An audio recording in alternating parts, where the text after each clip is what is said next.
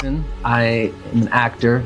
I portray Michael Jackson in a new film. Growing up, Jafar Jackson was raised within one of history's most iconic families. So we'd have great times at Neverland, or we'd have family day at Havenhurst when he'd come over there, and there was just so much love and joy in those moments, and we were all just playing around, not realizing. For years, he quietly trained behind the scenes to bring Michael Jackson's story to life on screen. Away from the spotlight, he stayed in a long-term relationship and kept his personal life low-key. Even carrying one of the most recognized names in entertainment, he remains largely unknown to the public. So, who is Jaafar Jackson once the cameras stop rolling?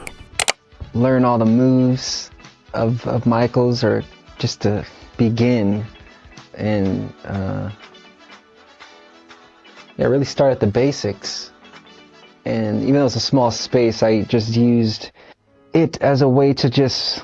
Long before he took on the role of Michael Jackson, he was simply known as Michael's nephew. Some of his earliest memories have nothing to do with concerts or cameras. Instead, they're rooted in quiet family moments, times when Michael wasn't performing for millions, but was just Uncle Michael, relaxing with the people he loved most. Those early memories shaped Jafar's world long before acting became part of his path, long before the industry ever entered his life. I remember just growing up and... Yeah, it was a process that I really had to earn and really prove to the filmmakers and myself and my family that I can get to that point where I can pull it off. And I remember that specific performance, performing in the exact auditorium where Michael did it, just to get that energy and that feeling was... When Jafar is later asked to share his favorite memory of Michael, it's clear he isn't picturing the global superstar the world knew. His mind goes straight to the uncle he grew up around. The way he describes those moments comes across as sincere, not scripted. What he shares are small, ordinary details, the kind of everyday moments the public never witnessed. Rather than recalling an icon, he's remembering someone who was simply part of his family. And that's exactly what makes those memories feel so real. Favorite memory of Michael Jackson? Favorite memory? I'd say as a child, just being in Neverland and with my family, just eating a lot of food, going on the rides, playing hide and go seek, watching movies, playing games. All those memories I'll forever cherish. For years, hardly anyone recognized his name, which seems surprising given who his family is. Many assumed another Jackson would rise into the spotlight early on. That simply didn't happen. So where was he all this time? The answer isn't what people would guess. Before music entered his life, Jafar had a completely different ambition. He wanted to become a professional golfer, and for a long time, nearly all of his focus and energy went into that pursuit. Good to see you. Good to see you as well. Yeah, Thank so you're you. 23 now, but we talked about it, you wanted to be a golfer. Yes, I grew up playing golf. That was my focus throughout my whole life, up until the age of 30. Eventually, that golf dream faded, but it didn't immediately turn him towards singing either. Music came into his life gradually. It began when his father encouraged him to try it out. The more time he put into writing and producing, the more he found he truly loved it. There was no dramatic announcement, no sudden moment where he decided to carry on the family legacy. It happened naturally, one step at a time, as his passion for music kept building. When we speak and when we sing. Right. Well, you can tell each other apart once you really hear it. Oh. Like my voice, it's lower than my Uncle Michael's. He has a high pitch. Yeah. But we all have a similar tone in our voice. It's just strong genes, I'd say. Wow. But I definitely got inspired by his music. Always up until now, and growing up I'd watch his concerts on... Even during this time, he wasn't seeking the spotlight. While others questioned why another Jackson wasn't in the headlines, Jafar was mostly staying out of view, working behind the scenes. He spent those years writing, producing, and sharpening his skills, never trying to chase fame or pull attention toward himself. Looking back, that choice may have changed everything. While the world assumed Jafar had vanished, he was quietly preparing for the opportunity that would eventually transform his life. Eventually, all those years of quiet work led to one phone call that changed everything. Your process, it wasn't just a traditional audition. I definitely had to earn the role for When Jafar was being considered for the role of Michael Jackson, it seemed like the obvious choice for someone born into that family. But it wasn't that simple.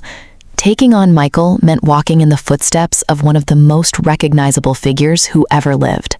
Every gesture, every expression, every word, and every tiny detail would be measured against the real Michael. Before anyone handed him that responsibility, he had to prove he was truly capable of You're it. making a biopic?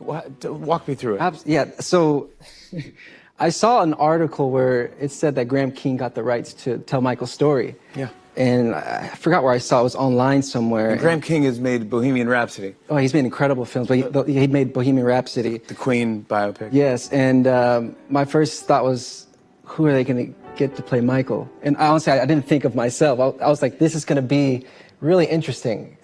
Yeah. Because I didn't know. So fast forward a couple of months, I get a call from Graham King. Landing the audition was just the start. For months, hardly anyone knew what Jafar was doing away from the public eye. As the film came together, he quietly immersed himself in the role. Almost all of his time and energy went towards studying Michael, making sure every detail of the performance came across as authentic as possible.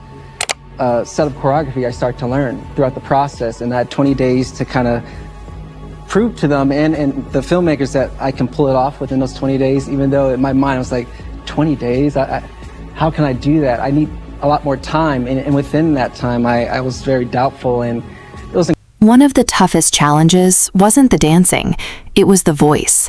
Michael's voice is instantly recognizable, and Jafar knew fans would catch even the tiniest slip.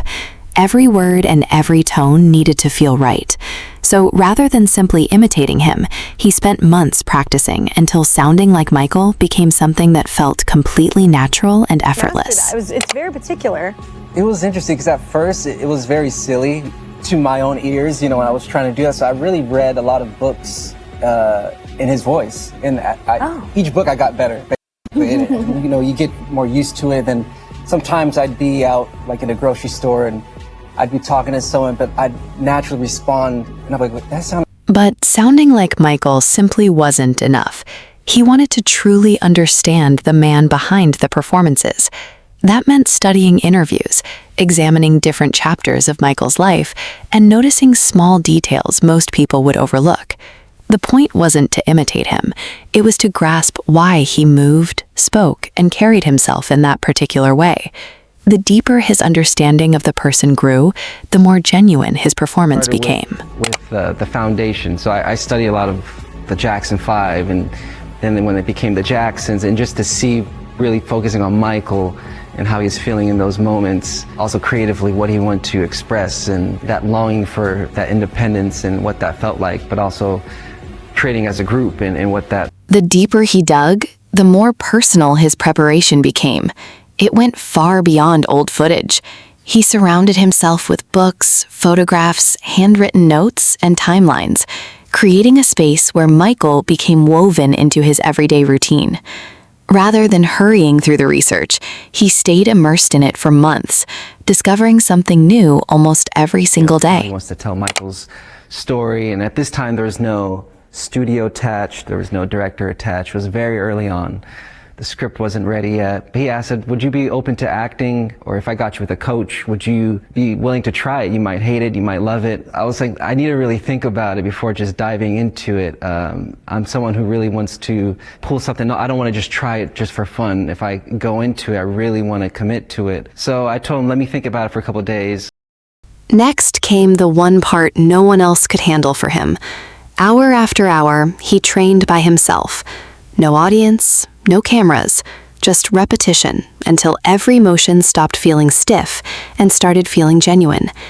Day after day, he continued refining every detail until those movements became instinctive. The Havenhurst and setting up mirrors in the same dancing room Michael would train in, I think that really was a spiritual journey for me, just to be in that same energy, to sit in that space, but also just to dance for hours and hours every day.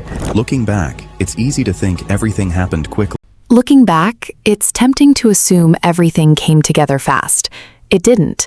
Long before filming ever began, Jafar had already spent years preparing, with no guarantee he'd ever actually land the role of Michael.